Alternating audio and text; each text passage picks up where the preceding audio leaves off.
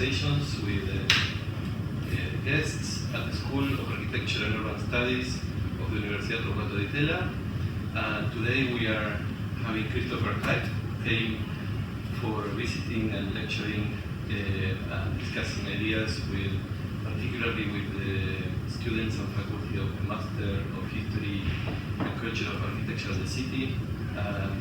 Some of those students are with us to have a conversation along the lines that we had previously. So welcome, Chris. And I'll pass it on to you guys. Thanks for having me. It's amazing. So I'm going to start. I'm Lorena, already chatted. And we would like to start asking a bit more generally, or going into more specific ideas about your intellectual profile. You can think of it that way.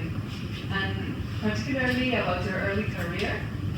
If you could tell us a bit about how your practice with Renzo piano informed your PhD thesis and current interests, or in more general terms, how your practice informed your theoretical thinking.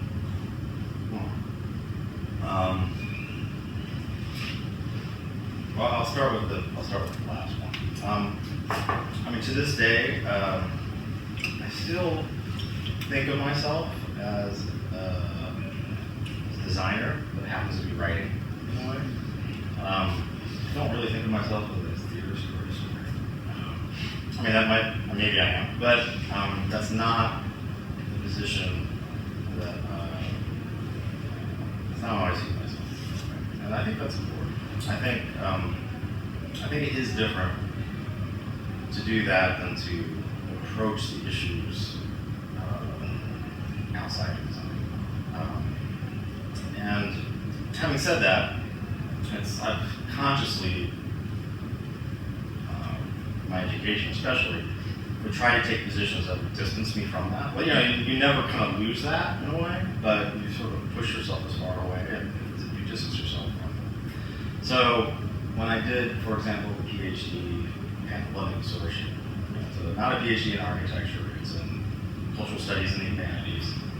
And it was, my colleagues were film, their previous education was in film theory or art history or things like that. And it was incredibly useful because architecture is, it's a very specific discipline, it has its own shorthands. Our Deleuze is very different than the film historian's Deleuze.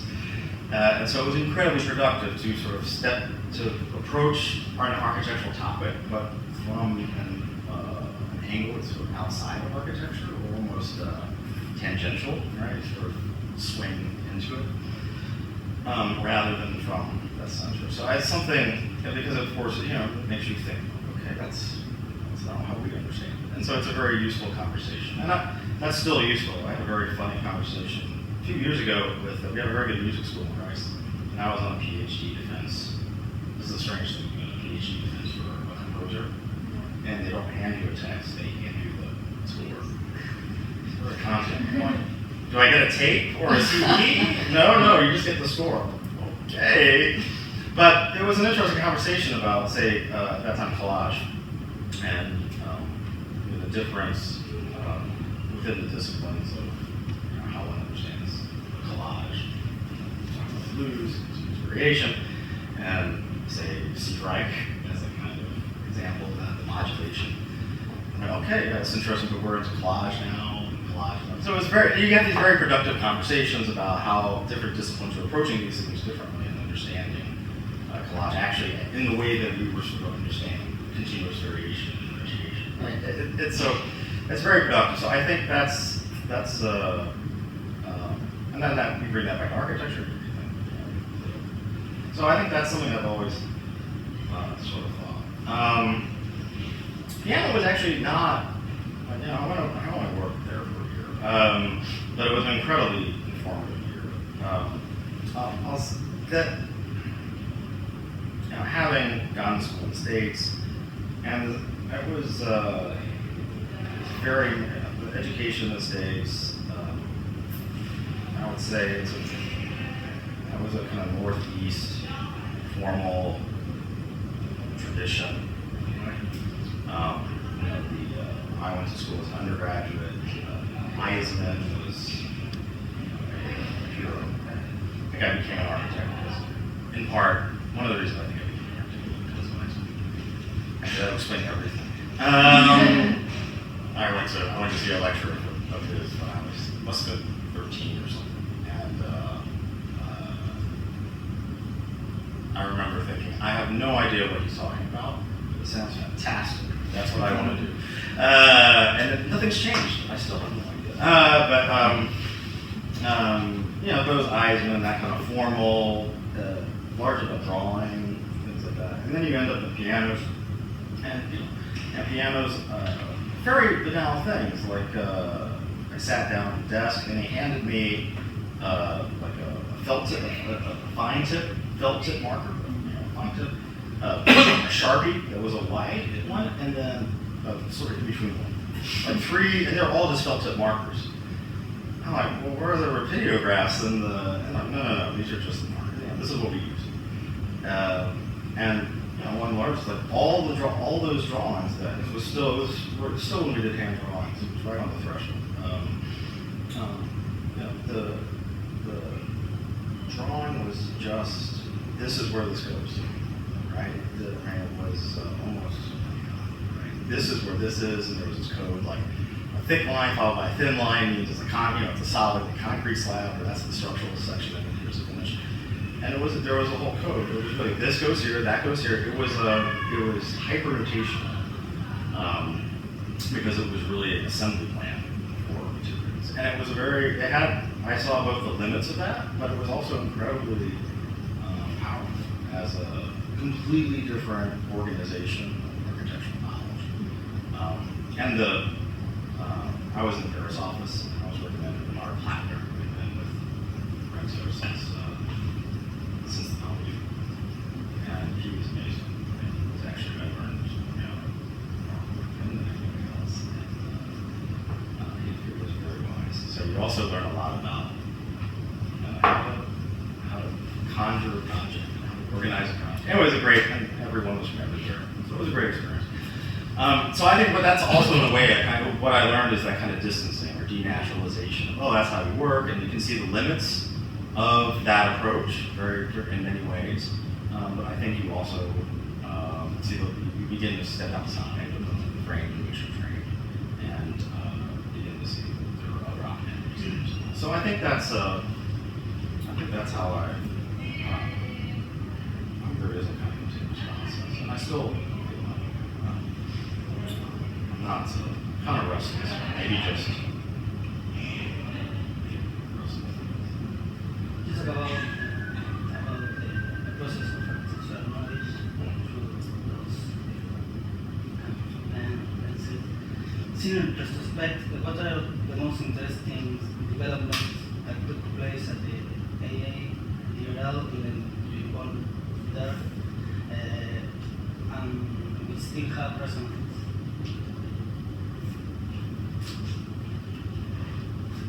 The EAEU was, I chose to go to the EAEU because I wanted to go to the EAEU. I tell you, How did you end up at the EAEU? What took you there? well, I almost went to Columbia. I was down to Columbia at the EAEU, and I got a scholarship. Not from the EAEU, it was good to the EAEU. I paid for me to do that. And I got, so it was a lot of money at Columbia. Back then, they didn't really pay you a lot of money to go to get a post-professional master's. Right? It was like a year and a half. So I almost went. It would have been you'd be a couple years ahead. Or past. What year was that? Was it 98? No, 96, 97. I was there in 1970, actually. It's like tough night. We were destined to meet. But I've lived overseas beforehand with it, and I always value that. And I think that's also part of the attempt to sort of step to the side and see things from a different point of view. Once you live overseas for a year or 2 years, really go home again. It's different. So I kept, and so I wanted to go to the EAEU, the romance of center movies. And also because they had those great books. The fact that the bar was as large as the library was a great indicator. But I mean, it didn't let me down. I remember in the first week, sort of orientation, and it was an all-school meeting, and Moisen stood up and gave his lecture, and that was the year, actually, it was when I was doing my master's in history and theory, and that was the year that the DRL actually started. Moran Fidel didn't return. It was a bit of a crisis. But then Brett, I think, was teaching a diploma. Brett Steele was teaching a diploma. Was then asked by Moisen to also teach the DRL. Patrick. It wasn't called the Design Research Lab then. It was called Graduate Design or something. And then, so he was asked to teach the graduate design program with Patrick. And then at some point that year, I think they hired Tom Mirabez. Tom, because it was a very large program. And so Tom came in, and then it became the DRL that year. And I just thought that is a perfect AA moment when out of the kind of moment of crisis, an entirely new formation, like a new formation precipitates, and you get something like the DRL. That's the AA, very, very dynamic, very, it's out of the storm if something new arises. It's like the redistribution of intellectual DNA, like that happens in the hurricane. It was really, so it was perfect.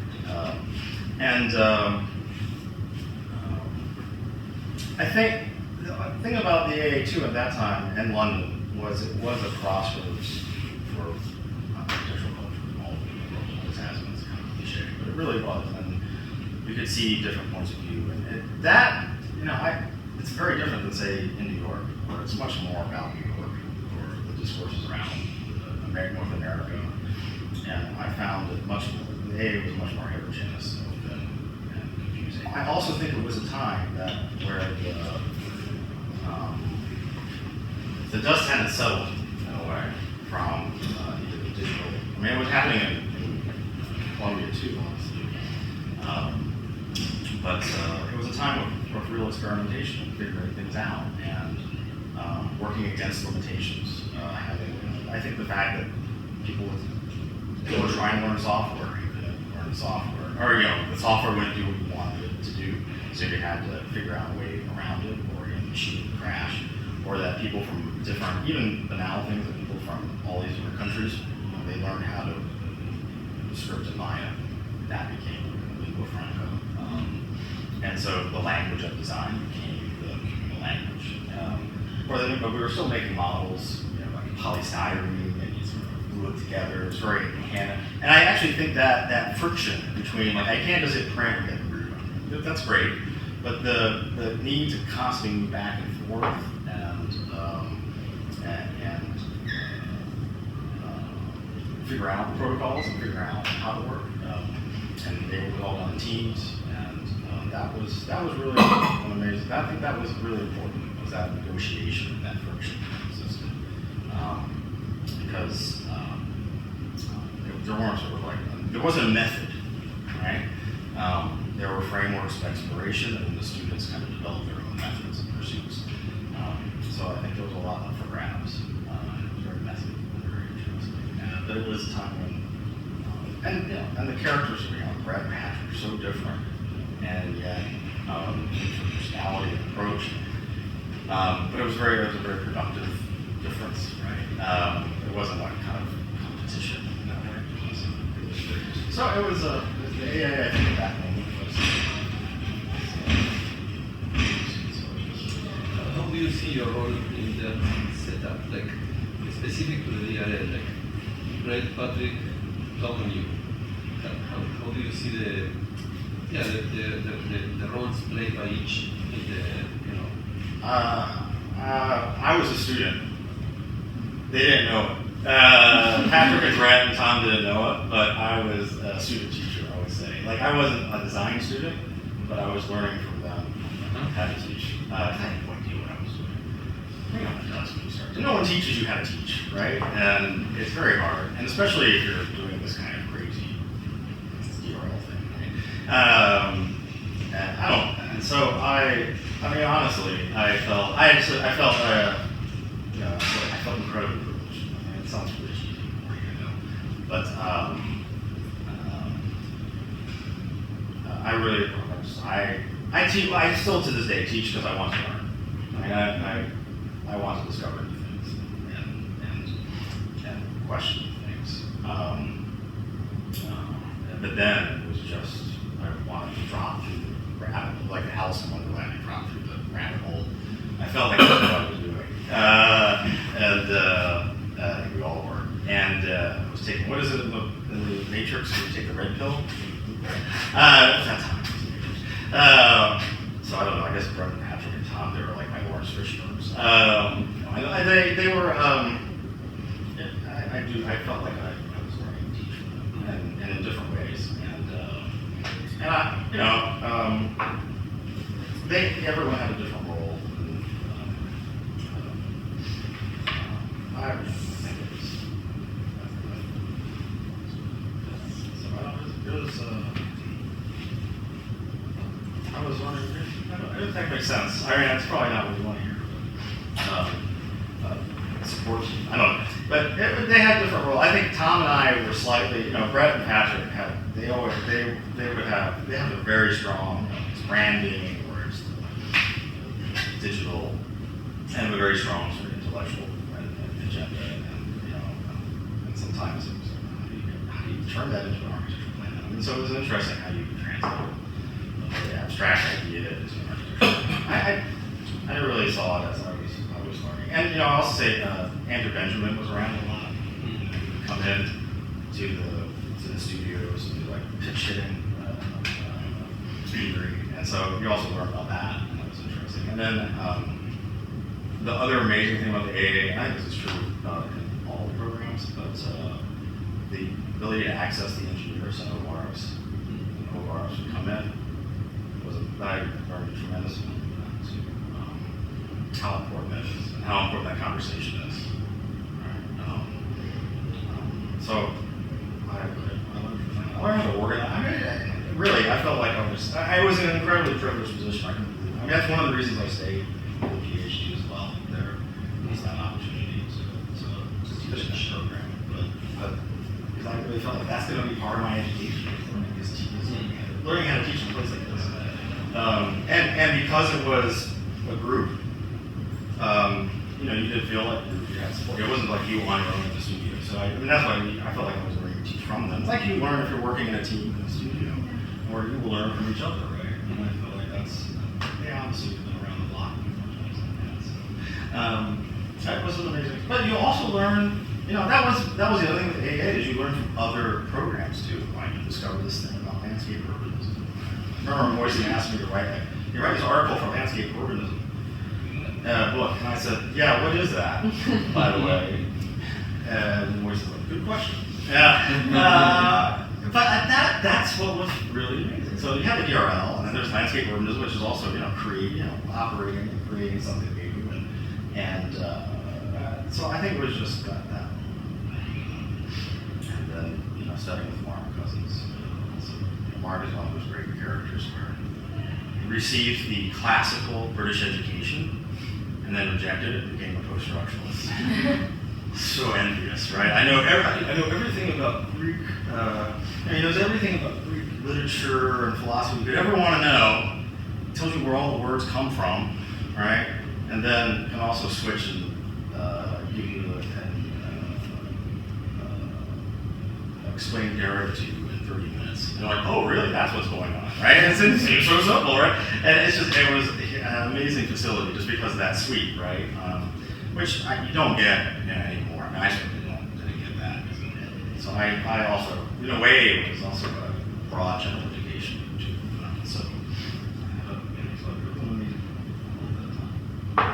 Sorry, I'm hurt. I want to ask you about your recent articles. It appears that you see the work of Brent Wood as setting a milestone in architectural thinking. So, particularly through his theoretical dimension of architecture of Manhattan and the formation of the notion of the generic city. So, in which way do you think these revelations are still relevant? What, for specifically Manhattanism? Or? No, in general for the discipline.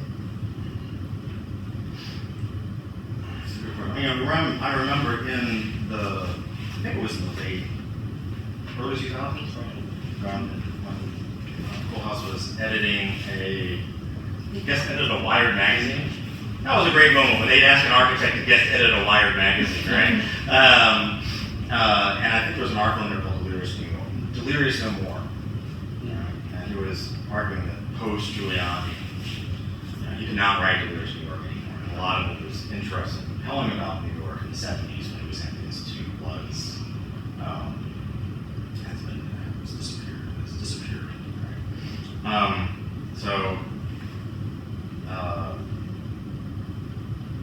I thought that was so. I don't think you can just sort of. That's of a moment, right? I mean, it's very specific to, in a way, the 70s. But I think Koolhaas. There's a lot. One, I think.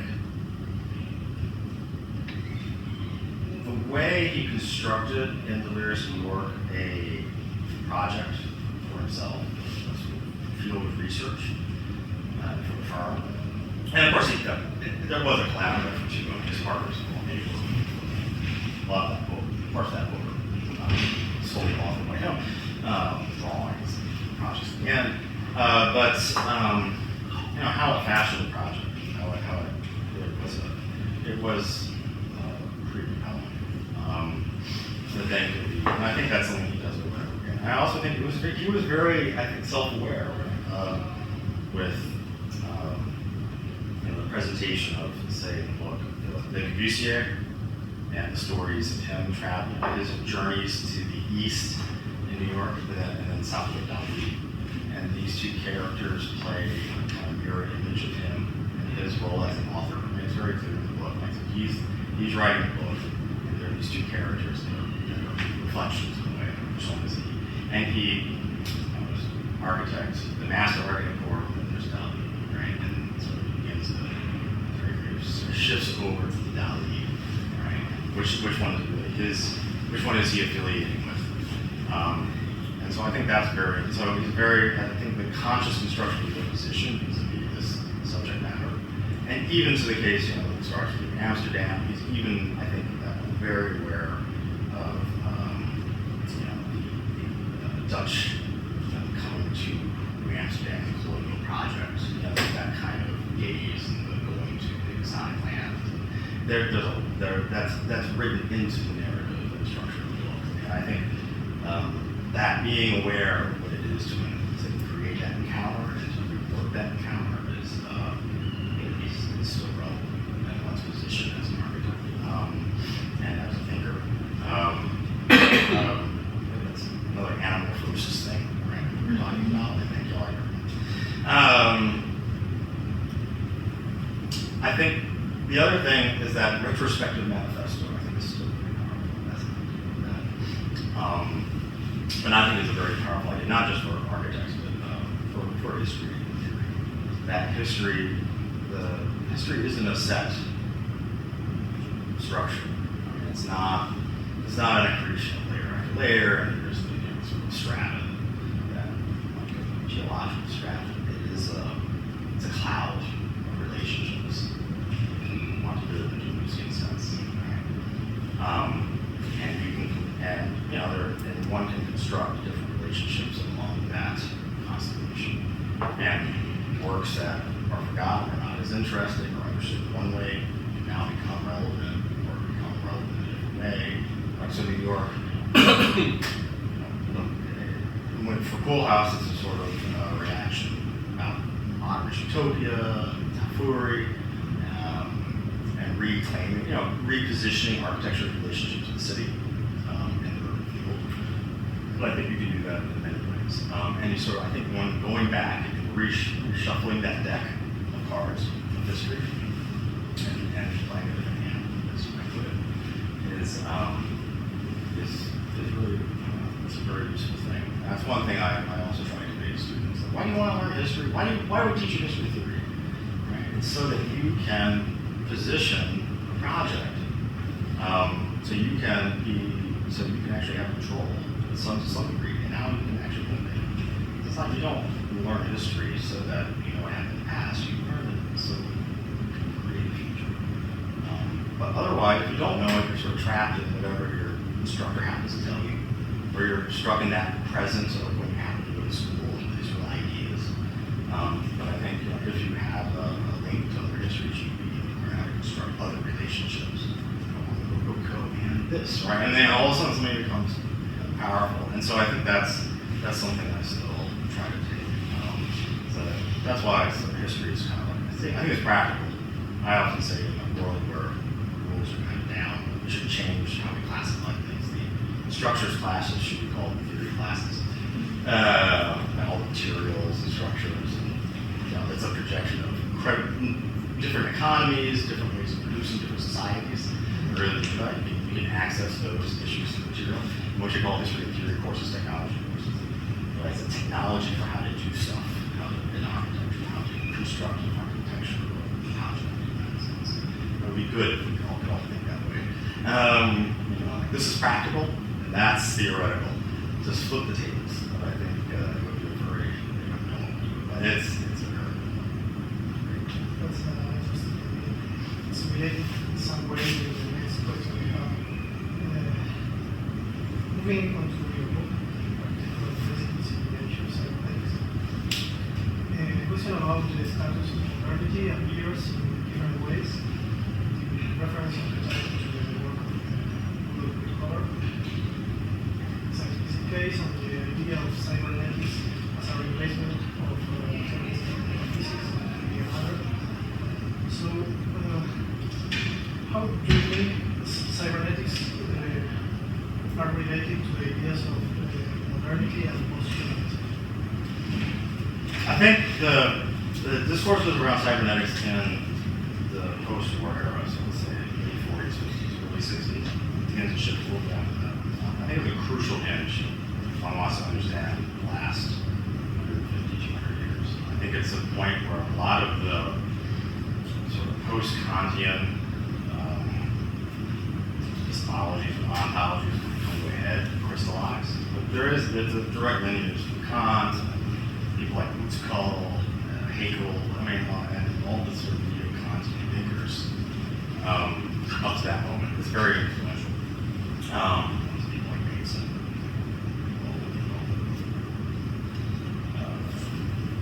cyberneticists. So I think it's an amazing. It's also the moment that information, right? So it's the moment that information replaces the mechanistic model as a model of life, as a model of systems. Right? So it's, cybernetics is many things, but it's really the theory of systems and relationships. So it's kind of a moment where there's a latent ecological concern of natural systems, and social systems. It's all that kind of comes to the head. So I think that's a moment where that sort of latent. And neo-Kantianism is a very, nothing else, right? In the thesis, neo-Kantianism is really important, and it's sort of the forgotten part of the early 20th century. Consider was the dominant philosopher. It was right? So it was incredibly powerful. And they were also, it was also a very heterogeneous group around the Macy conferences. It was, by its very nature, interdisciplinary. So Bateson and Nash. So I think that was actually, it was a kind of crucial moment. And I think it really is, it's really about systems and sense and information. It's not so much negative. It is about negative feedback, positive feedback. But I think in the larger sense, it was about that rise of information as the kind of model. So I think that's a still think that's there. I think there's a lot of problems. Things are more sophisticated. Things have moved on, but I think it actually within that was there's an important edge. Even when a few years ago, several years ago now, Stephen Wolfram published Kind of Science, a giant book, and it got all about cellular automata and claims that under the grand unified theory of the universe is basically a cellular automata, right? Everything is made out of very simple programs, very simple processing information, and you get the complex patterns of the world out of very simple operations. Even those kind of that kind of, I'm not saying it's directly, but it's not direct. It's that kind of moment that where the world breaks down. Actually, I was thinking because your lecture had a lot of what you're saying now, in the sense that it was implicit. All the kind of genealogical continuum that you constructed now was implicit in your references and your but it was kind of scattered. It was not, not presented as a... Sorry. No, it was scattered. I mean, one has to construct one has to weave the comments.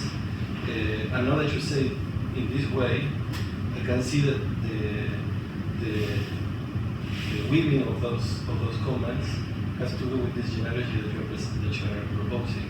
So we're thinking, on the one hand, why don't you make that more explicit in the lecture, let's say, but then on the other, what's the agenda? Let's say if you see that as a retroactive manifesto, if you see that genealogy not as something that happened, but as something that we are constructing retroactively, what would be the agenda behind that reconstruction? Your agenda. Yeah, there was a version of it. 24 hours before the lecture, there was a different organization of it where it wasn't linear. I probably should have there was something dissatisfying about it.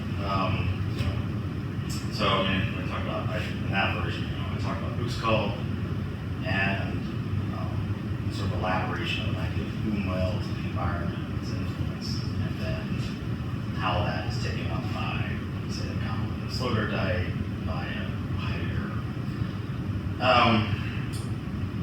And I get what I essentially tried to do was break it into two and hit what's called twice. Once with the idea that there's these two networks, informational networks, and the feedback loops between them. That idea of how the well is produced for each organism, and then talk about how that that was very important in the construction by the middle of the 20th century of what is the difference between humans and non-humans, right? Humans which live in a representational world and animals which live in animal intensity without the representation.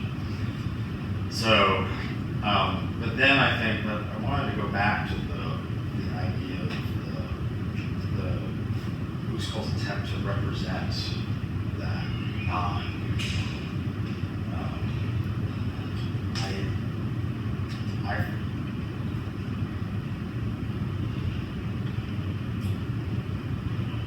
it's sort of like an unfolding of a different potentiality, I guess it would be. Like, so I don't want to sort of, like, I think the frustration with the linear is like, okay, so they have Uxcal, and then that gets this, and that becomes this, and then it's like, okay, so that's that. And we've moved on from there or something.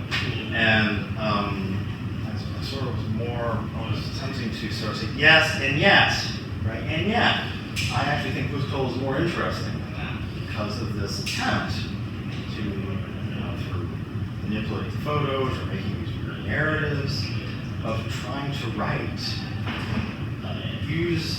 trying to write or make images which are anthropomorphic projections onto the human, but that nevertheless attempt to open up the human to the animal, right? To the other. And like, how does one begin to engage the truly other, right? How do you precipitate that within our realm of consciousness, right? How do you make it? How do you turn it from, yes, animals live in a different tick lives in a completely different umwelt than us, right? They have a different reality in this plural verse that we live in, and we don't have access to it. And yet, we would attempt to write, what is it? How is the world like that? How do we represent that?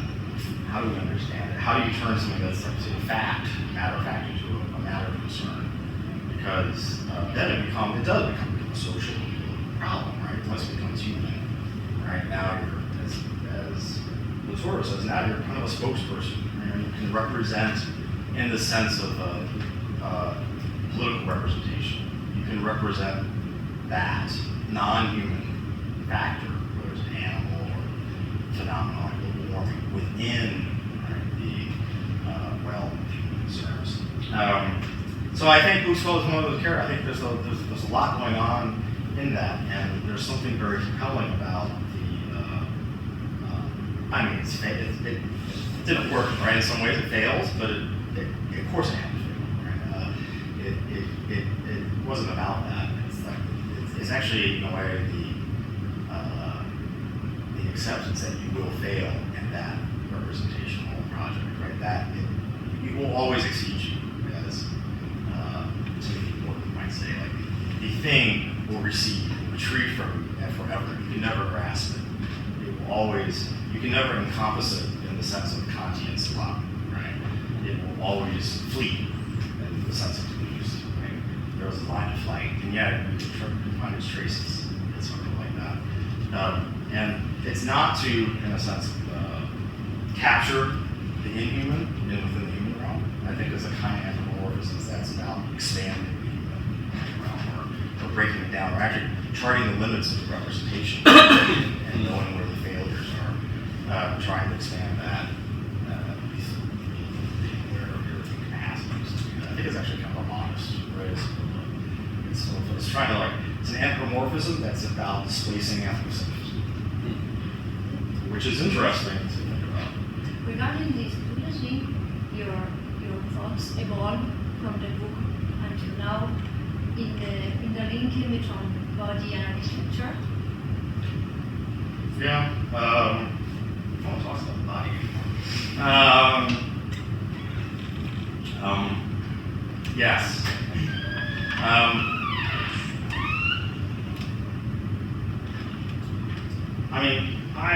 I think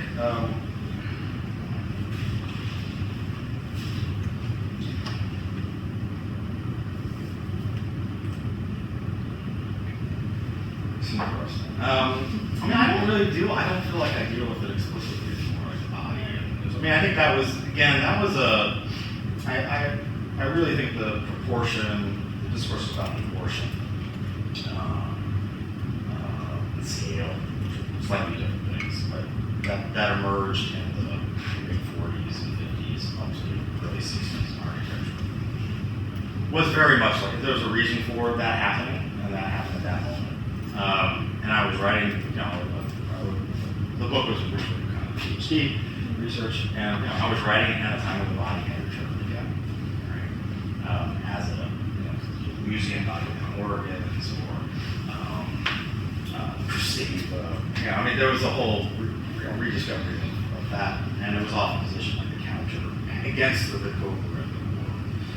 This seems strange, because it seems like they're just repeating the same pattern, just like switching the characters in a way. With strongman, I was like, actually, this architecture still trying to work out this problem, right? Well, they were trying to work it out then, now we're trying to work it out now. I think it's actually, I don't think we talk about, I think the bodies, I'll just say this, I think for me, the question of the body in architecture has been supplanted by, say, bodies in a field. And I think that's also why landscape becomes interesting. It's about populations, it's about multiple systems, multiple sets, and their interactions, right? So it's and a multiplicity of agencies within the building. So I think whether it's architecture or urban design or landscape, to understand the inhuman forces, right?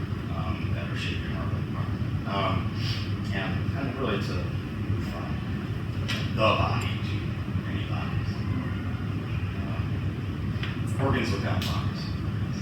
I think that's I think we shift towards population.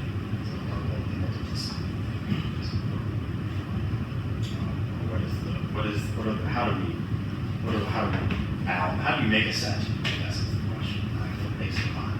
Where do you draw the line in the set? How do you if you can't assume that there's this thing called the public realm, interested minds equals to, or collective interests, temporary affiliations, right? How do you draw the line? What are those lines? Where are the sets? Where are the interactions between those sets? Because I think that's something that's in cybernetics, and set theory, and ecology. It's like the organism and its environment. We can kind of keep displacing that thing, right? So we're an organism. This is our environment. But from the point of view of bacteria that allow us to exist, we're its environment, and so on and so on. So I think that the multiple layers of different sets is something that we become interested in, and the interaction, and how architecture isn't a kind of container or reflection, but a kind of interface, a line of conflict, or sometimes conflict, sometimes engagement, sometimes figure. I think that the idea of use is figural. I think is tacitly. I don't really talk about much. But when he talks about naked and say figural, it's different than the figurative. I think that's something that I'm increasingly interested in, is how all these inhuman factors that escape our scale, escape our senses. It's not visual. They're not visual in the sense you can see it. They're way too big or way too small. In that kind of sense of sublime, or they're way too long. And every time into it. But how can architecture actually give them a figure? Right? And if you give them a figure, it's giving them it precipitates those into a figure that you can see, right? And that is a kind of representation of them. It's a figuration of forces, right? And the figuration of those inhuman, non-human forces into an organization of a building, city, landscape, mixture between things that are dirt, concrete, and is a way of approaching the problem. Well, it's not an object. It's not an object in the ground, or an object in the field. It's not a field problem, but it's a figuration. Along that line, how do you see that idea of figure? In the sense of, let's say there is a difference between the figuration, the action of figuring, and the figure as an object. Yeah. It's a new form of object. Yeah. With a contour. Yeah, figuring. Yeah, and I think it also relates to the previous question about the becoming cybernetic of Hight. So the process of the long genealogy of cyberneticization, how much it owes something back to Kant, or it just looks forward in the sense of reconstructing a form of totality, like or a form of totality that in a way, or even the idea of sublime has, or I think it has kind of different expressed. No, like there is an idea of sublime that encounters kind of zone of comfort in the notion of horror or chaos, and kind of gives up to chaos. And there is another idea of sublime that is more, in a way, at least to my perspective, more kind of fundamentally Kantian, in which that is reabsorbed by the subject, right? And so in that context, like how the idea of figuring, or even the idea of, let's say, population, does the idea of population as a spreading of bodies, of the idea of body into bodies that work in a field, do you think that it's important to achieve a moment in which that population reconstructs a new form of body? Yeah, I think, yes, as long as it's fleeting. As long as it's fleeting. Yes. I guess that's what I mean by figuring. Right? Figural in some loses figural. Figuring. It's a bacon audience. So I think it's I guess that's what I mean. It's like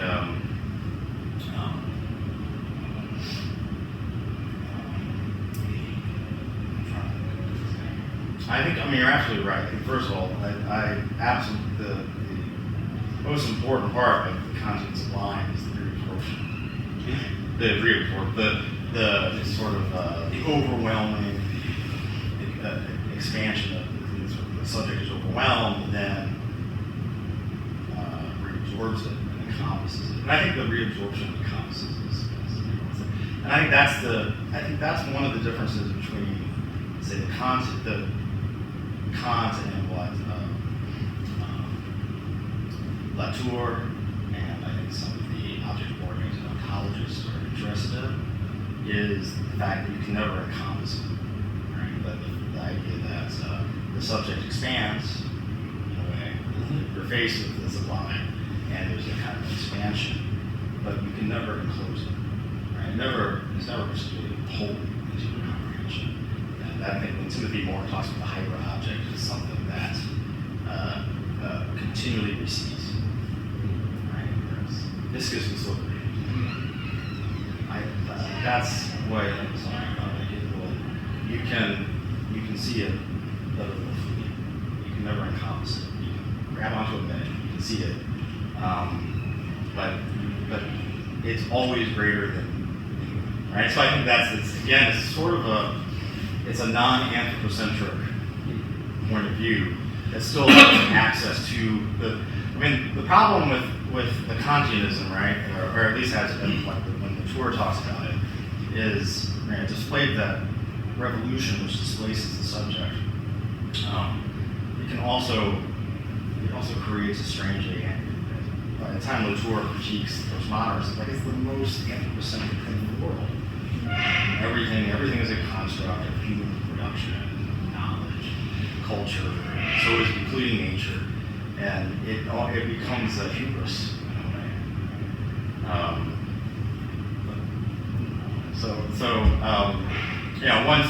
Kant could assume there are a whole set of a priorities, right? God.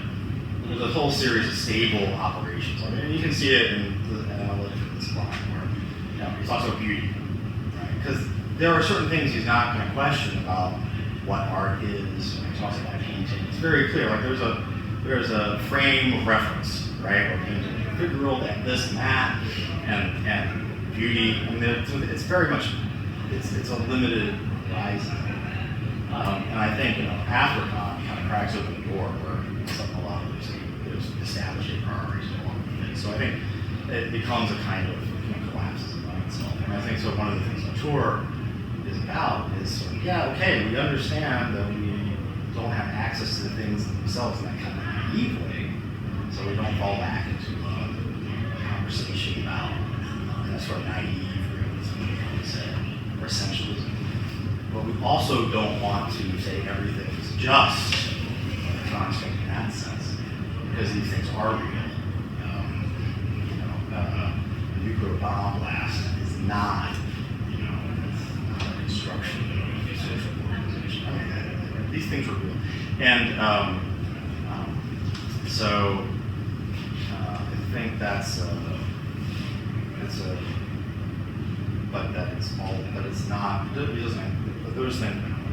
those things don't come. You can't encompass it. You can grasp it fleetingly.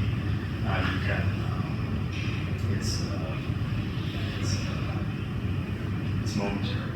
But I also think that one of the interesting things about architecture or design is to actually create moments or partial figurations of those relationships. So I think whether it's environmental control systems in the building or things like natural lighting or artificial lighting, there are all sorts of even formally where an edge is. There are many examples where you're constructing sort of figurations in space and time in a building or in a landscape that allows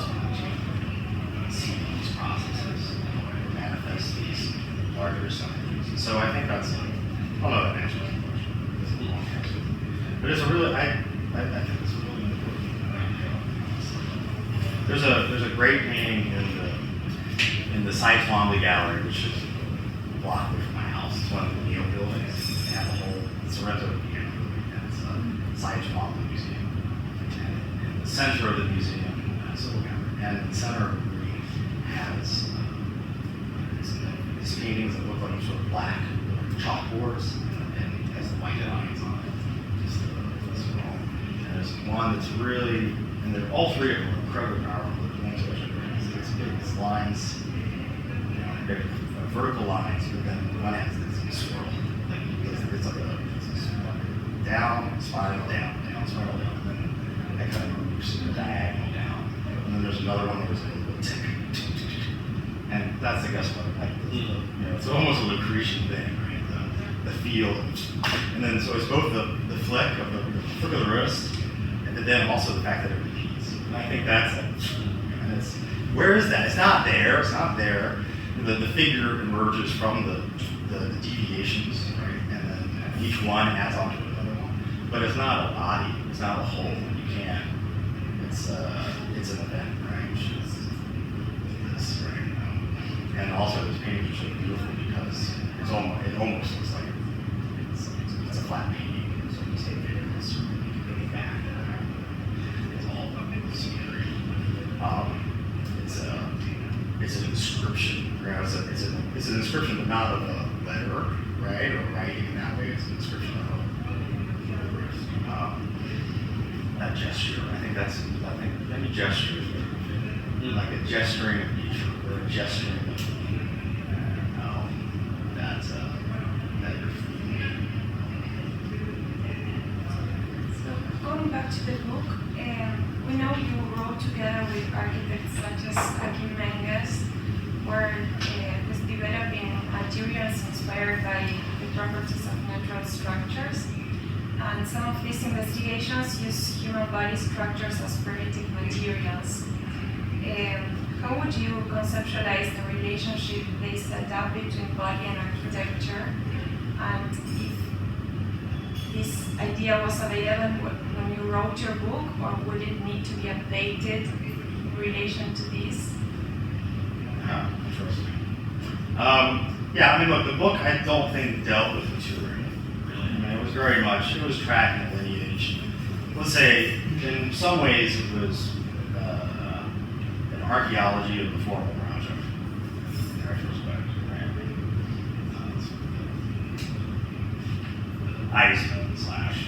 Eisman to Great Men, right? Where does that come from? How do we understand the 20th century formalism and how that formalism relates to ideas of the subject of architecture, like the subject that architecture implies, right? The subject of epistemology, ontology. So I mean, it was really about that, I would think. The material is, it's a very, I think that's kind of Kant even, right? When he talks about the aesthetics. Material is it's an adherent quality, like color or narrative. It's an adherent, and he wants to strip it down. And like it's really the line, the geometry, the form, right? The sense of the form of geometry, shape, forms and shape, but like the formal, almost linear qualities. Almost like an architecture in Alberti sense, right? The architecture is about limits, right? Lines, not materials. So I think the book doesn't really deal with it. And that's a whole different take, right?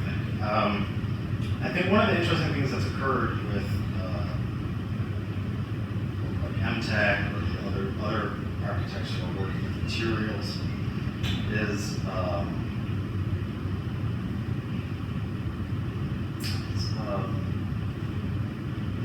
sort of claiming material outside of ideas of authenticity. Materiality it's either sort of a representation of technological processes, or it's somehow a machine of authenticity.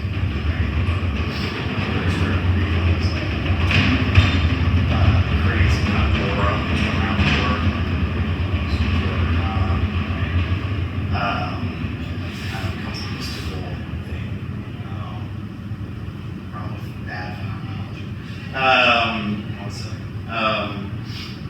So I think one of the really interesting things that they've done is gauge the material world as a constructed field again.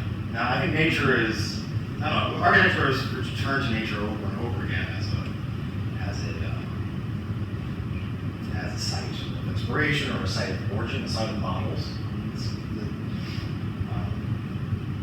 As long as we agree on was it Ledoux who said, "You want to know how to design a city? Look in a forest." Right? I mean, at the urban scale, or or the primitive hut, which is sort of weird version.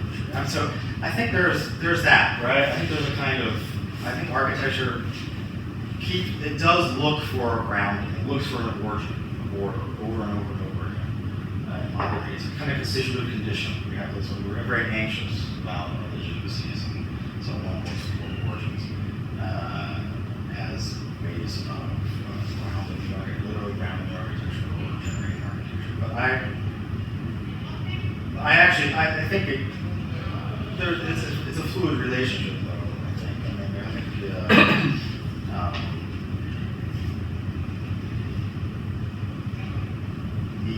It's not so much nature as a model. It's a new understanding. It's richer resources. So I guess I would go back to the anamorphosis. I think it's or the narcissistic thing. I don't really think it's about nature or biomimicry for architects. I don't think it's really about, at the end of the day, authorizing architecture through reference to nature or biological organization. I think it's a way of approaching a topic like materially, so imminent architecture, but also kind of slips. It's very hard to grip, right? You get a grasp on in some ways. I also think it's an attempt to expand the repertoire of architectural possibilities and ideas. And at the end of the day, it's not whether it legitimates the whole world look like termite mounds or something. That's not really interesting as an authorizing sensibility. I think it's interesting as a way of, it's a deterritorializing what one understands as what is convention as purely convention. I love like that moment in the 90s where everyone starts to do cantilever structures in reality, right?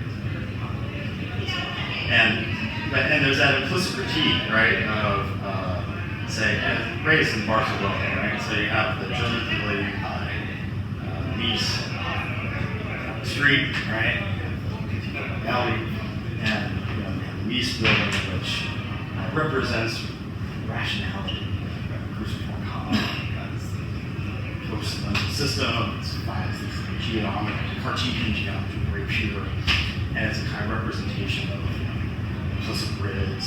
This is rational, it's real, it's ordered, and then you have Gaudi, this kind of mystical, idiosyncratic, weirdo. And then in that moment with the canary curves and interest in that form-finding logic, it flips the tables on its head, right? And one really, from a structural point of view, these is absolutely, that's the irrational. I mean, it goes through so many, the structure is so incredibly ad hoc, and they do a lot of things to try to get that to be reached, right? As opposed to Gaudi. So all of a sudden the word, the flipping on the head, right? Where the Gaudi looks like it's actually pretty reasonable. Yeah. And even the kind of weird ornamental aspects don't look any stranger than the cruciform column all of a sudden, right? So I think, or we understand that the grid is also ornamental in the way that Gaudi's footings. So there's a very, I think that's a great moment, right? And I think that's what I'm interested in a way, is how that we realize that the way we organize the world, there's a lot of resistances to it, right? I don't think everything has to be underlined, or I'm not interested in getting out of this world. Let's recreate the world. But it's hard. I think one needs to be aware that this nothing other than convention. It's a convention. It's like Kangium says, the world is nothing other than normalized viscosity. And so the way they built it, it's a normalized viscosity. And you can do something else. And it's not that this is weird termite stuff. This is normative, and this is weird. It's a different convention. And that one can understand how. I don't think it's one or the other. You can deviate and normalize viscosity. Or you have to remember that it is viscosity. I guess that's to remember that Mies is a monster as opposed to ideal. I think that's a kind of amazing moment where all of a sudden Mies got a lot more interesting. Yeah. Right? That's when it becomes interesting again.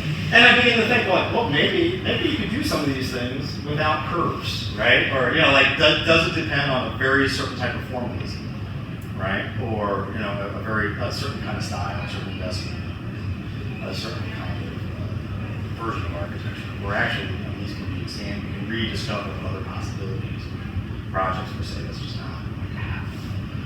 So I think it can be liberating and expand the potentials of the field without trapping it back. Monster.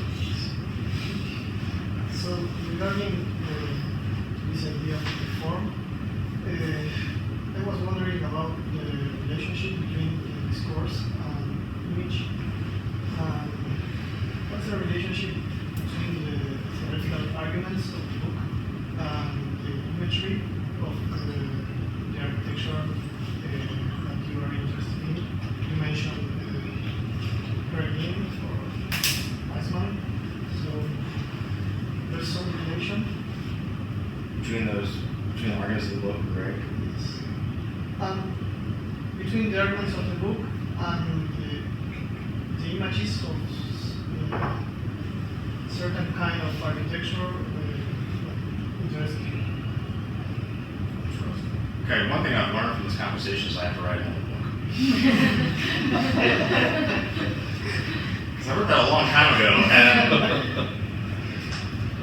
I'm gonna come back here and be like, we're not Whitco, we're really under-recognized. Yeah. I'm feeling like I was young then. Yeah. Why are you pointing at me? I don't know.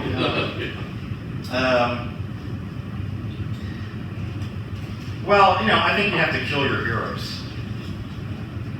That's very penalized. Look, Eisman, as I said, I'm like, what does this guy do? I have no idea. It was fascinating, right? So I think on one hand, you kind of have to, what is going on here?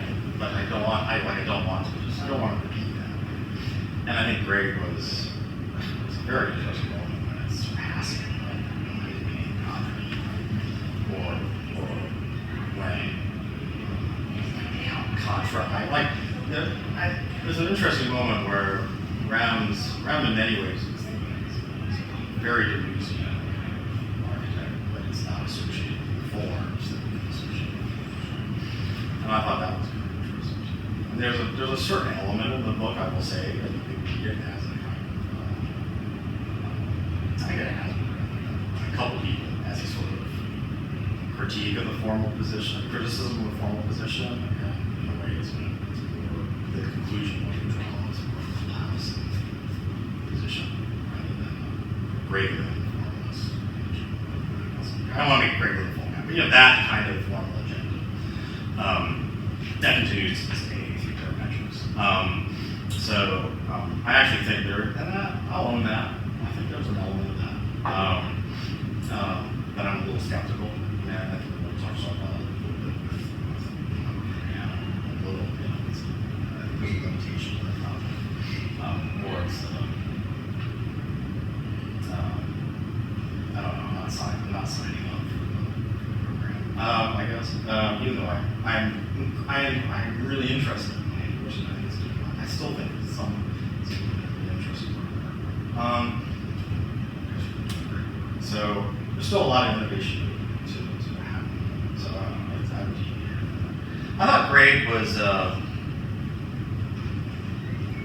I think Sanford, Quinter, and Greg Lynn, and Jesse Rice are they were all, it wasn't incredibly compelling or stand out. Not so much the formal aspects, but let's say the arguments of fields.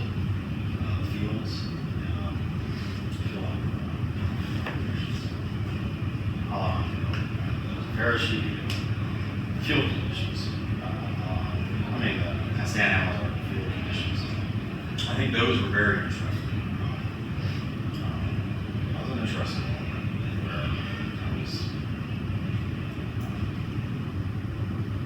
sort of rediscovering different geometry and other possibilities. I think it's great for the one set there at the EAEU. It's like, once you choose the monster, the world gets a lot more interesting. Something like that.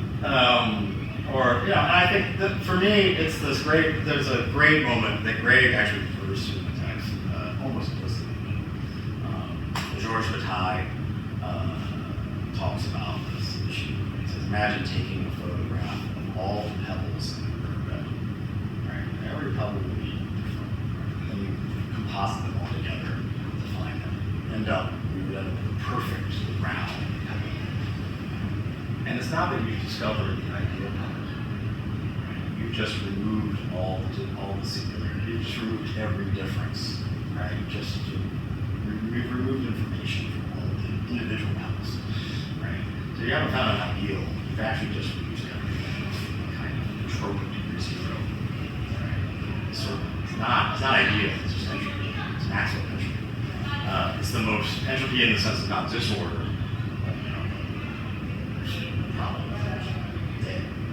Zero. So I thought that was not the most word, but actually the most word. I thought that's very powerful. I think that's what was going on. It's an attempt to shift. I think the attempt to embed time, or the great says, the animate. It's not that the architecture literally moves, but it feels like it has the potential energy, right? It's embedded, it's infused with affiliation, right? Square root force.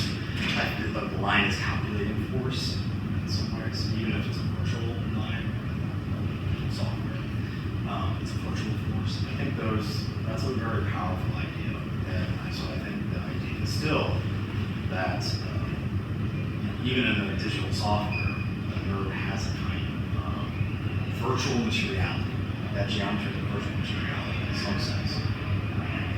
And the piece of wood into a spline, but if you pull on the CD point, if you make the CD points, it still has a kind of virtual, in that geometry, virtual material. That's a virtual force, say.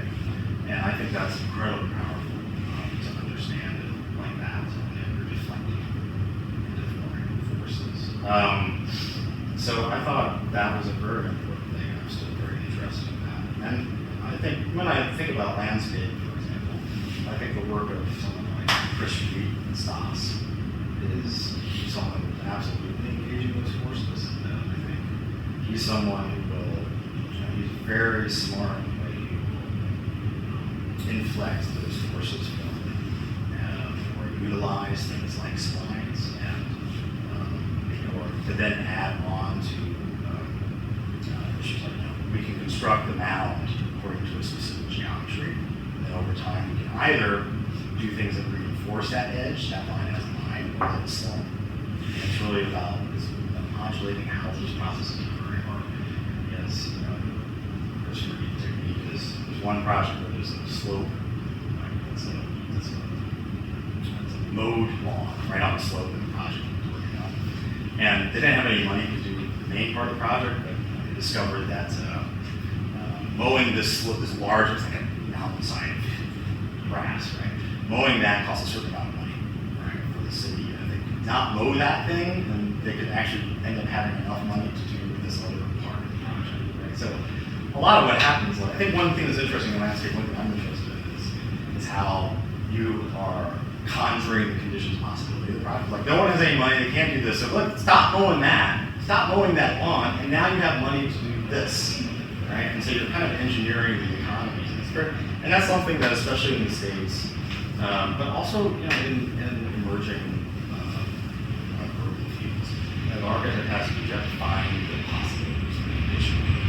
engaging and creating. And it's strange, it's sad to me as an architect, someone who's trained like that it's now architects that are being asked to do that on a large scale. It's the landscape architects.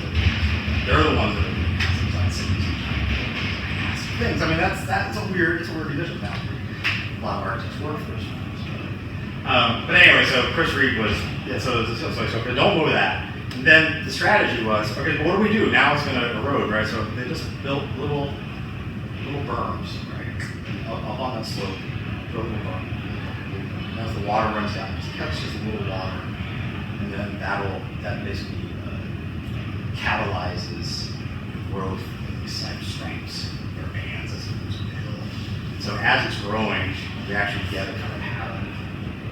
The hill is striated into different patterns as these things start growing and catalyze, and then eventually it instantiates into trees. And so you actually sort of induce ecological succession and stabilization of the earth with that almost for free, right? Because that's the thing, you can't. You do it. It's very soft touch, very low intensity, and during that process, you almost read it, right? Something that's invisible and small. And I think that's a really interesting thing for landscape. You do something that's very, very small. It's 3 inches, 5 inches, and you can actually have massive effects at a large scale. And then you can actually have soft control. So I think Chris is someone that's doing a lot of that kind of work, even when it's not that performative.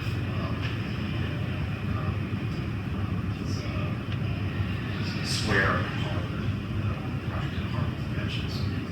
it's infused with that same sensibility. So I think it's very interesting. Could you say that controlling the forces is a good substitute for having ideas or ideal images? Images? Yeah. Like you have an ideal image of something, or say, no, right now we need to change our strategy of achieving architecture and try to control forces and forget about the idea? Yeah, I think that's a really good question. I mean, that's something that in landscape urbanism has been a real problem. Has been an issue. And so, like someone like James Corner, I think maybe there's these photo collages. I think when he does when Corner originally, when they were starting to do the photo collages. 12 years ago, 15 years, decades ago. Time flies fast. So much more. Well, the thing about those photo collages, when they were first done, is they were very artificial.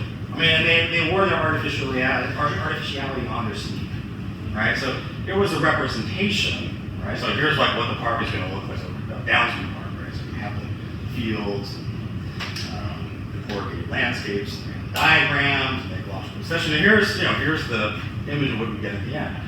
But part of the way they were constructed is that they were very tentative. They were very partial. You could see the scene. You could see it was a construct. You could see the coyote was here. This is added. These figures are stuck onto this thing. It wasn't seamless, right? It was almost like a stage set or like a diorama. Right?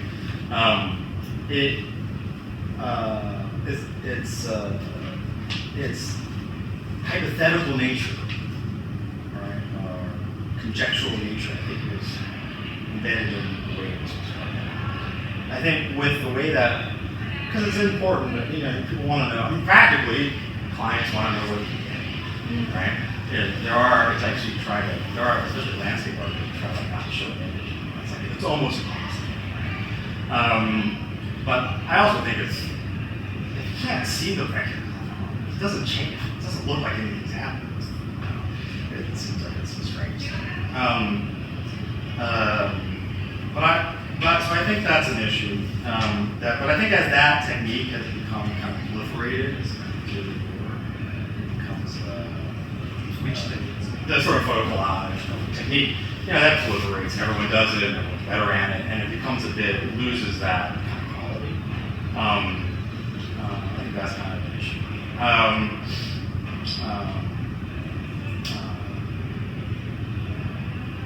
But I think that the imaging is it's an issue for architecture. think the imaging is important, but I think it's I'll go back to Chris's some of Chris's work. I think what's interesting in the projects that depend on the kind of process. Not all of his projects do, but in those projects that have a more performant characteristic, it's the process itself is given the figure. And I think that's through the shaping of the berms, which are like there's one project in Riverside, which is boomerang-shaped splines that are aggregated in different aggregations. Some are tighter, some are looser. Basically, field of these S-shaped berms, which are easily made and very cheap. Right? And he also does one with atoms of dirt that you blow. You take dredge material and just blow it. And it's about how you aggregate it. How long do you let the pipe blow, right? Indicates how 10 minutes you get a dome like this, 2 minutes you get a dome like that. And you do that. And it's about the process, how these things are made in part, but it's very clear they're constructed, right? Especially when they're first put in. And then they trigger other things that happen. It's close together, turn into a pool, and then it's wetland, and it's not, it's an upland, and different kinds of plants will grow on it. But it's the land shape, right, which is a clear construct, induces certain performances. And you can't predict exactly where all the trees will be, but it'll be these kind of trees, not those kind of trees, right? And that kind of solves the trouble. But I think the interesting thing about Chris is it's not like it's either or, right? You can read the operations happening, the fold in the ground, the interruption in the field. It's legible as such. So it's not that it's not a picture. As I said, the geometry is not about bringing up. It's about finding a picture, but it's also about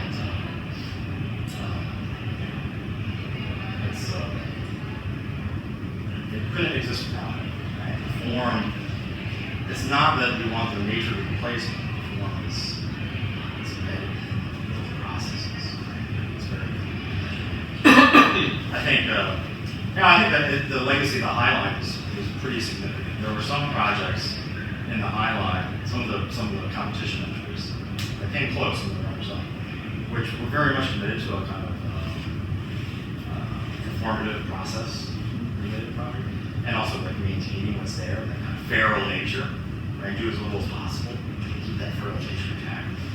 And one of the things that happened when they got into the project after field operations goes to Peter Brentford one project, they discovered the whole structure of the High Line was rusted and naked. So they had to go in and remove everything in the High Line, all the dirt, all the train tracks, all the dirt, all the plants, all had to get removed, stripped back. They had to strip back the High Line to its raw steel, repair the steel where it was necessary to repair the steel, re-weld things, and then put a liner, a waterproof liner over that steel, and then all the structure happens. So it doesn't happen again. Because it would have just kept rusting.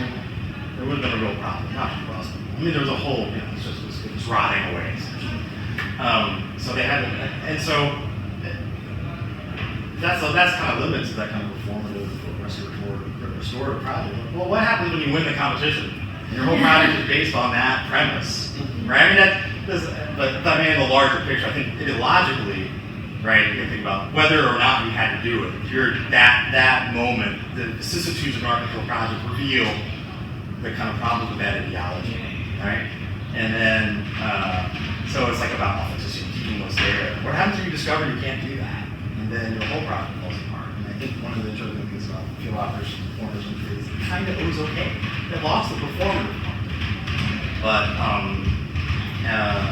But the language of the pixels of pavers and basically pixel launches, they lost a lot of the program, right? But I think it actually still that very very simple moves like rethinking what a curve is, what that edge is.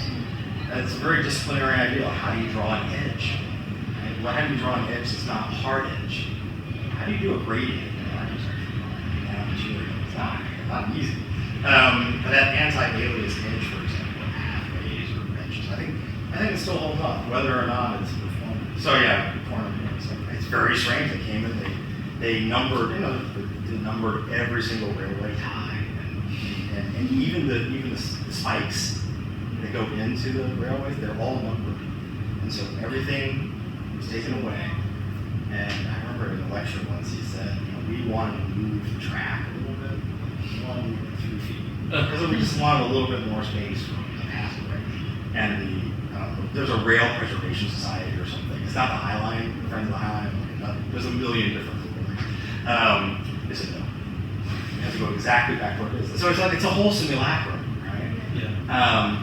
And they put the railway tie right back where it is. And so I actually think, in a way, that constructed relationship with the interdigitation of the pavers, that constructed condition is actually okay, even if it's not performing, because it's not compromised by this simulacrum of the rail. But I think that also goes to tell, it's something about the construction of an architecture project where you have 50 different stakeholders and interest groups around a project like that. You have to negotiate all of them. And that's another that's very human, but it's also sort of inhuman in the sense that they're social organizations. You don't have one client, you have 50, and you have to negotiate that. And Corner actually has a very good line. It has this great graphic where it showed like all the different stakeholders and user groups that they had to get buy-in on for every 100 meters of the High Line, and it changed a little bit. So every 100 meters, you got to get these different groups buy into this, right? It's an incredibly complex project. And so, but I think that's an example. It's like I thought this was the design project, then I discovered that was the design problem, right? Was doing how do you do that, right? And I think it's two things. One, the specificity of the design is important. You can't water it down. It's not participation. But you have that specificity of design actually is the site where all those different user groups kind of coalesce and get. They coalesce around that design problem. This issue, that issue. And so the architect, you're actually creating a social space even before the project is built, right? You're creating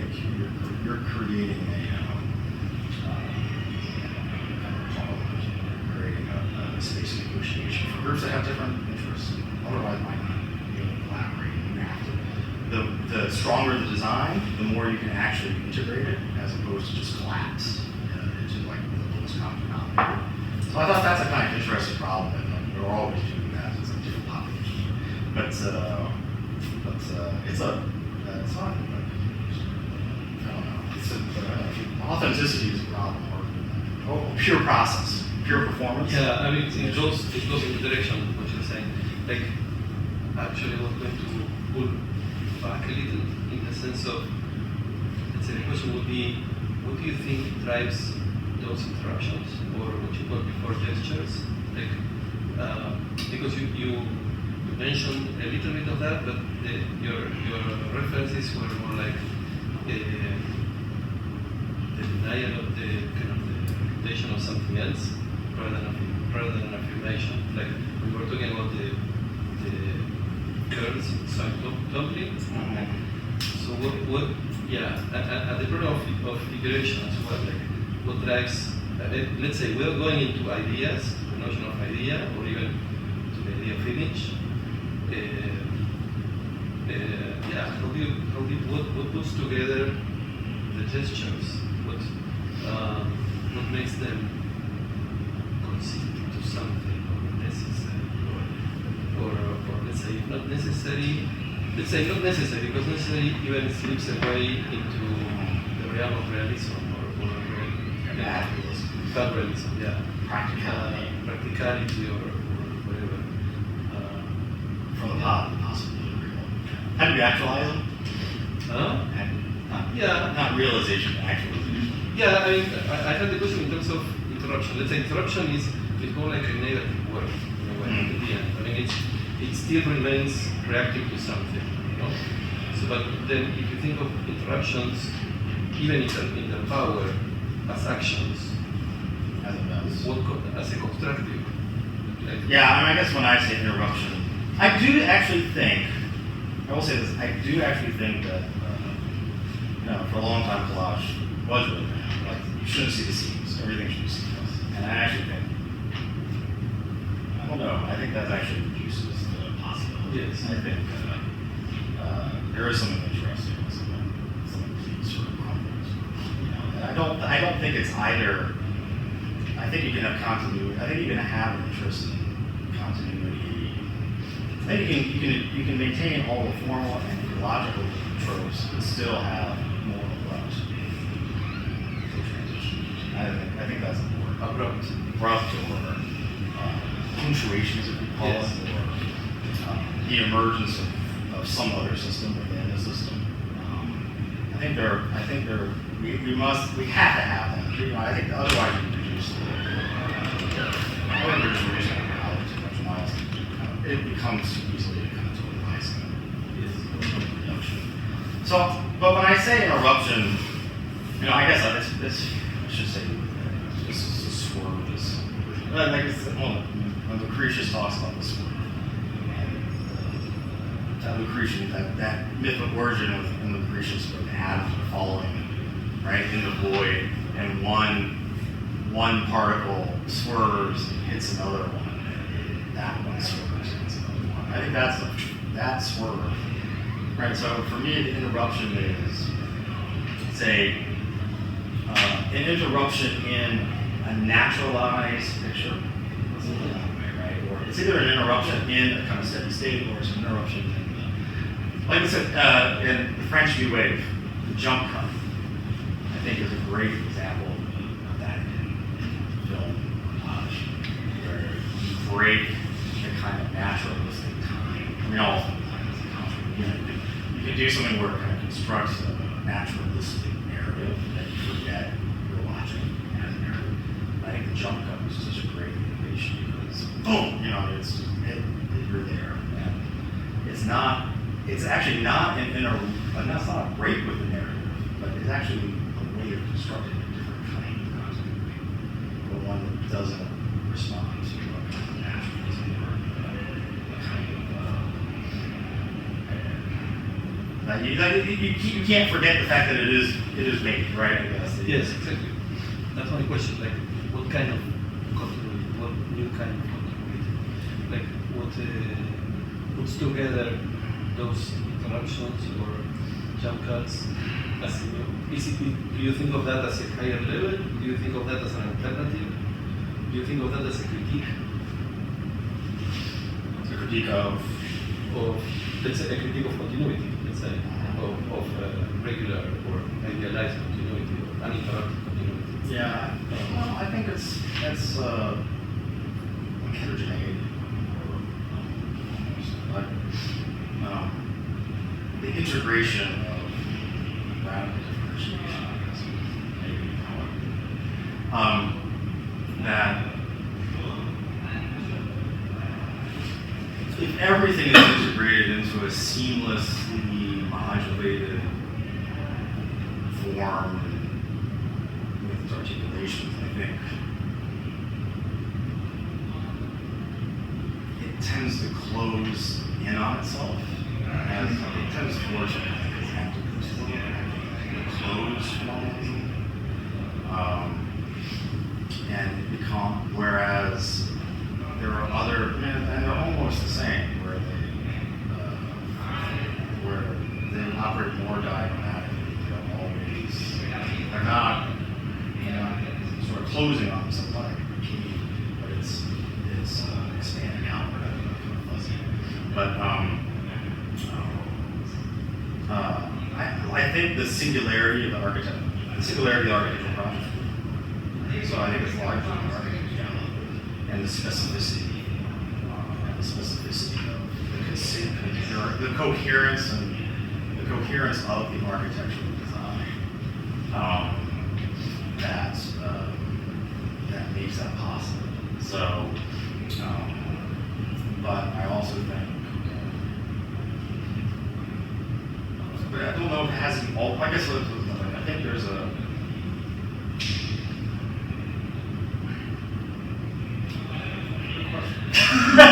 But I think at a really dumb level, I think it's the consistency of the architectural. The consistency of the design as a design. And it can be a difference in type or a difference in kind. But, that interruption. Well, it's actually it's the critical project. Like all the, I think when we, I think it's when these projects they're not naturalized. It's just another way of thinking about it. It's not just because it's technical problem. I think that's one thing that's kind of sad is how when Greg was working on these things, it was understood as a kind of there was an agenda of values, and part of it was just it was very easy to draw on conventional avant-garde. And now it's much harder, right? I mean, I don't think there's not kind of there's not sort of a normative condition. It's all, everything's everywhere, right? There's a kind of proliferation of things. I guess Rem talks about that. Renaissance Center, by proliferation of icons, right? So all this differentiation just ends up being more noise and junk space. Right? So it has that photo collage called purple linear towers. And so some are like these high design towers, and some are these sort of cheesy, like the Calatrava version of the tower or the Jesse Ryder version of the tower. They're all just there in junk space. And it's not so to say saying that it's all the same. I mean, it's not to say that. It's just like there is a problem with this kind of proliferation or the fetishization of novelty and differentiation that ends up just being noise, junk space. And so I think there's something. I don't know if the answer is a giant building that's a grid. I mean, I don't want to. The answer isn't that. Well, let's retreat to minimalism, or let's retreat to the generic entirely. That's a poor reaction to that. But I think for me,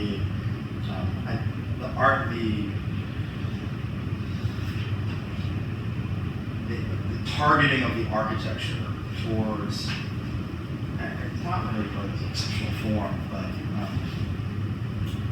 just not a critical objective. It's knowing deployment. It's not just a way of doing things. It's just a technical project. I mean, you don't want but as a kind of disruption or remodulation of floating potential possibility, right? It's something that doesn't naturalize itself. I don't have an answer. It's a hard question. This notion of corruptions in Argentina, what do you think are the implications for the development of this notion? I assume that the disciplines that are continuous. So can you say it again? This notion of corruption, assume that the discipline is not a continuous thing. What are the implications for the right now? I don't even know if there's a discipline. There's probably disciplines. I don't know. I mean, that's true. I mean, that's, there are different discourses of architecture in the world that we participate more or less in, or not at all. And so, I think that's important to recognize. And some of it's regionally based, but it's not an argument for regionalism, it's just an analogy to that. If you can still build fairly small buildings on a cast in place, important as concrete, that's still an economic model that works. That's somehow that does change the way the conversation occurs, the problems that happen. I mean, I don't know. So I think there are different discourses within architecture at the time. And I don't know. I mean, I think we should be careful in a globalized world to sort of say they all add up to something we call the discipline. I don't know if we can. I think the discipline of architecture is largely, let's say, an Anglo since it's a Western European / American discourse, modern architecture. Right? German, France, Swiss, Switzerland, England's very late, and England, Spain, but Spain, then Northeast America. West Coast. The West Coast is interesting. Like the West Coast is the rise of the case study project, and which that entire agenda, I mean, it's like it's all of a sudden a different kind of discourse. And that still, I mean, I remember when I was a student and like morphosis was the first monograph, which we never had a copy of the morphosis monograph. And it was like, wow, this is a very different thing than what's happening in the Northeast, and it has a different. So anyway, this is a long way of saying I don't know if there is such a thing as the discipline. I think we're operating within a disciplinary formation, and it has, but I don't think you should totalize it into one thing. And that's not to say it's not important. I think everything is important. So it's not to say that. I think we should recognize that there are probably multiplicity. And in terms of time, or how the discipline changes, I don't think something you can only see in retrospect. What is it? The bird of wisdom only flies at night. You don't know when you're in the middle of that. First of all, we're always in a disruption. I mean, the history of modernity is a history of crisis. So I think you got to look at crisis with a grain of salt. I mean, we're in continual crisis. That's our condition, right? But that's different than saying things are actually being reorganized and changed, and do actually change formation, right? So you can be, architecture is always in crisis. It's always. So I do think you kind of can see it. You can kind of begin to trace. I don't know what it is. An earthquake. Not the aftershocks, but the pre-shocks. Pre-shocks, right? Or you see the ground. I mean, I do think that you can begin to detect like cracks forming. Something happening. And I do think that, but it's hard to tell. I don't think you're like, oh, now we're in a new paradigm. I don't think. And I often think no one will be different. So I think I don't know if that helps at all. But I do think it's interesting. I think that history can get reshuffled.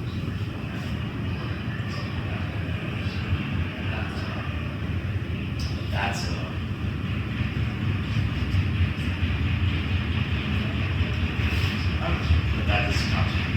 but I do think, for example, right?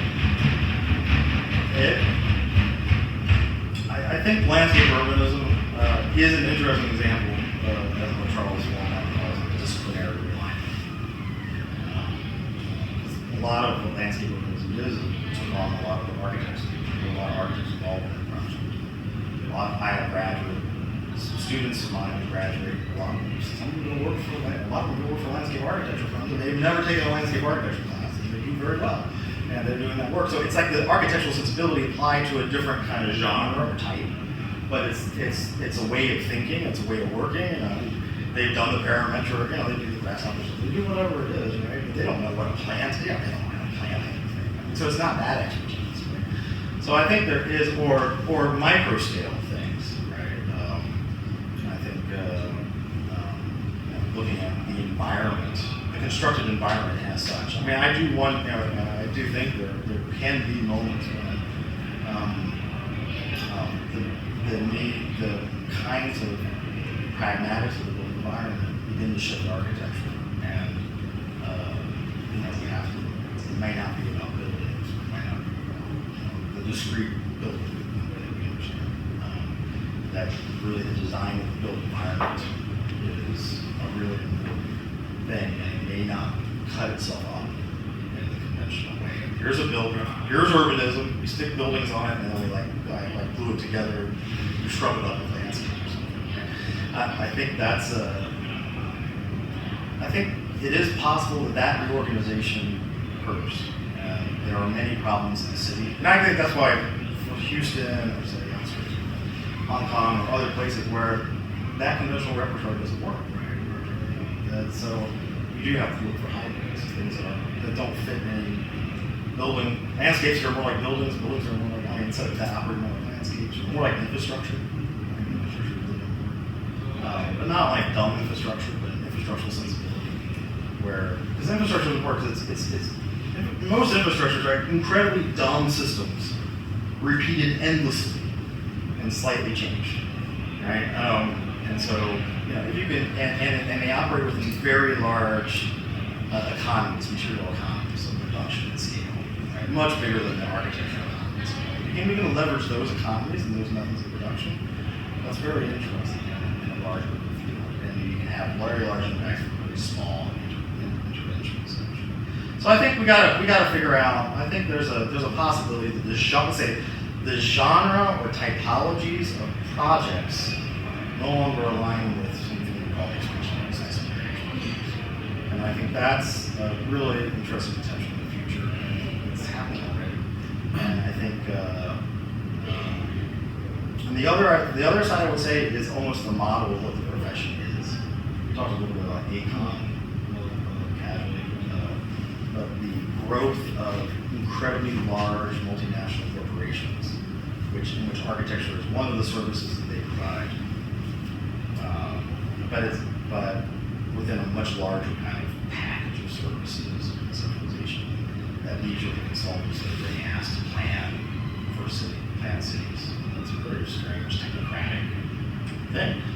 That's not inconsequential to, I think, what we do in the discipline, even though it's not what we do in the discipline, because it has the potential to absolutely change how our agency is and how we think about objects. And I think that really does matter, especially when I teach students. So I think it's. I think we have to leave there. I think it's a good moment to. That's kind of a could bummer extend moment. for like, It's kind of a bummer. Hang on. I mean, it's like a very interesting general moment.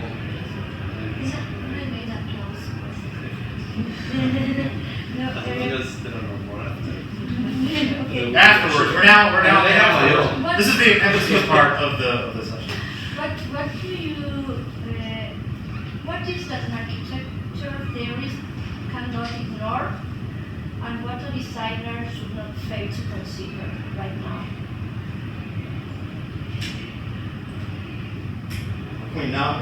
What's different about? Sorry, we cannot ignore. A theorist could not ignore, and a designer could not fail to consider. So designer has to consider, and a theorist can. Yeah. The obvious question is climate change. The obvious answer is climate change. I think it's true. I mean, it's just a matter of fact. And I think there are different answers to that question, but I don't think you can. I mean, one answer is it's not a disciplinary problem. It's like fire code. It's something we're all going to have to do, but you're not going to base a project. You don't base a project around the building meeting fire code, right? We don't teach classes about meeting fire code. Even if your accreditation committee wants to see it, but it's not like we're going to have a theory. We're not going to have a theory of fire egress, right? It's just like buildings. It's like saying buildings should stand normal, and in a basic conventional normative condition, buildings should stand up. But that's not what. That's not a necessary. That's not what buildings happen, right? But it's different from like 100 years ago. Yeah, it is. I think the awareness of, I think it's, yeah, I think that is different. I think the environment is something, environmental change, environmental impacts is something you can't ignore for many reasons, from just legislative reasons, market-based reasons, the client wants to have this, social reasons. Issues of climate or weather, flooding, whatever it is, these are the vehicles through which you can actually marshal public concern for specific projects. So yeah, there's a lot of reasons, but I think I don't think it determines your architectural project. I think there are different answers to it. But I find the kind of the reaction that you have in the States academically is often like, well, it either has like determined everything, like it becomes the sole criteria to justify, or it shouldn't. It's just it's not interesting. Another version of that is called an alibi, right? It's an alibi for reform. Well, I don't understand. I don't understand the term we use, alibi. Like last time I checked, design was not a crime. Like who are you? Get off those. I mean, yeah, what was ornament criminal? I really find like, why do I need an alibi? Like why? Like I've got to now justify like a design. I'm like, that's not. It's just so weird. Like, why is this? That's very weird. You know, I think it's very, very hard. I think you can. I think it can be a factor. For some people, it's going to be implicit. For some projects, and for some projects, architectural projects in the sense of the practice, an architectural practices project, right? I think it's going to be more essential than less essential. It's not something more. You have to take a position one or the other. Then you have to. We have to. I think one has to formulate one's position around those issues and be strong about one or the other, right? And have an attitude. Otherwise, it's just not. You can't be otherwise, for two reasons. One, I think we could get swallowed up. And two, we're just going to be at the mercy of bureaucrats if they don't like these check-off systems, right? And we're going to end up running ourselves into a corner where we're recently told what to do because we didn't want to be told what to do. This is the irony of ours. That's a brain or band kind of thing. But it's not that we become obsolete, but we increasingly write ourselves into corners. We're increasingly at the control of others. You know, we actually are able to do less innovation because we said we didn't want to control innovation. But I think we do that. Secondly, because I think there are a lot of interesting projects that are, I think, very interesting. I think if in the next 100 years, next decades, the social projects, what society, I think, if we're going to confront climate change as a society, it's going to be a mobilization, massive. It's going to be a massive mobilization. So that's going to precipitate a whole huge problem. I mean, I would say like the industrial metropolis. I mean, this is my bet. Okay, like the rise of the industrial metropolis did in the 19th century, precipitate a reorganization of the fields and the transformation of possibilities of communism. Either or we're not going to be having this conversation. Not here, but pretty close to the I'm quite serious. I mean, it's not. I try not to think about it. I mean, it can get very. I will say that my kind of areas of research are kind of bumming me out recently because it seems increasingly unlikely that we are going to do that. I'm very pessimistic about the ability for us to around this problem. At least right now, this is. Maybe you guys can do it. In the States, it's looking increasingly unlikely. So I don't want to, who knows? I mean, I'm just stuck in my own frame of reference. But I will say this, I think one of the interesting things is that, I mentioned maybe we are, it's a question whether we're past the tipping point now. Right? Whatever we do, we stop all CO2 emissions everywhere, which isn't going to happen. Right? I mean, China is not going to stop. China, India, it's not going to stop their CO2 emissions tomorrow, even if Europe, South America, I mean, everyone else. So, I mean, it's always going to be an issue. But we're already past a kind of critical point, and we're going to have to deal with massive changes. Last report this fall is really dire.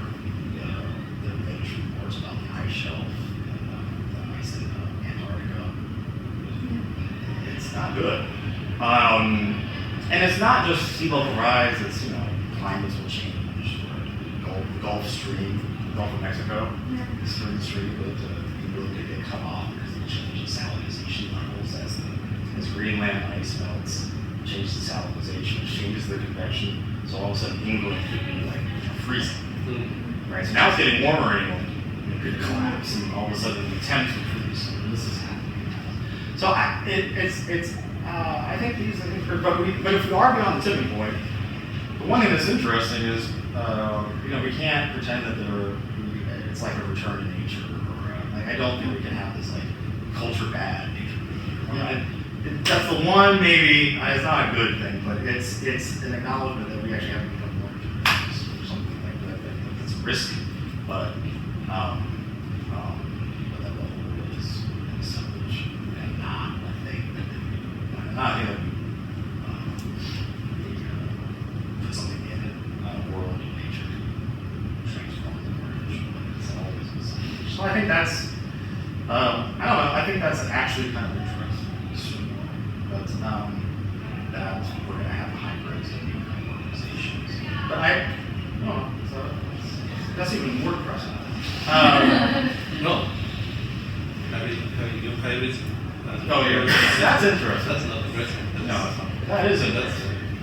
And I think that's, I think that could be, so I would say the environment, I'll stick with that. I mean, there are other things, but I think mobilization, but that's not really, it's a little harder. But I think actually, I'll tell you like things like multicultural cosmopolitanism, not lapsing back into nationalism or essentialist identities.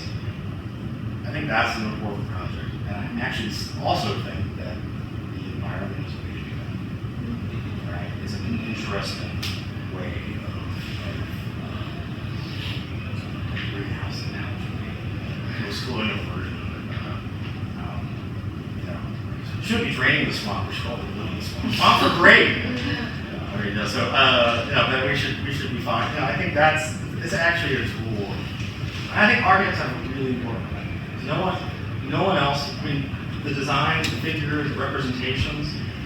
You have to have a form, and the more singular that form, like the more, and singular not as like exceptional, but the more, the more robust and serious that and specificity of that design is, the better the chances are of actually achieving something, right? Not always because we can actually do something to change the condition. And I don't see any other place where that happens. I don't, politicians, every other one has their own expertise. And I think architects are in a position where we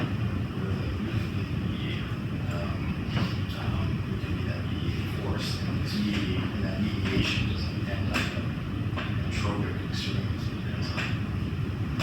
It's creating singularity out. I think that's important. And we think that way. And the more we innovate, the more innovative we are, the more likely it is that we actually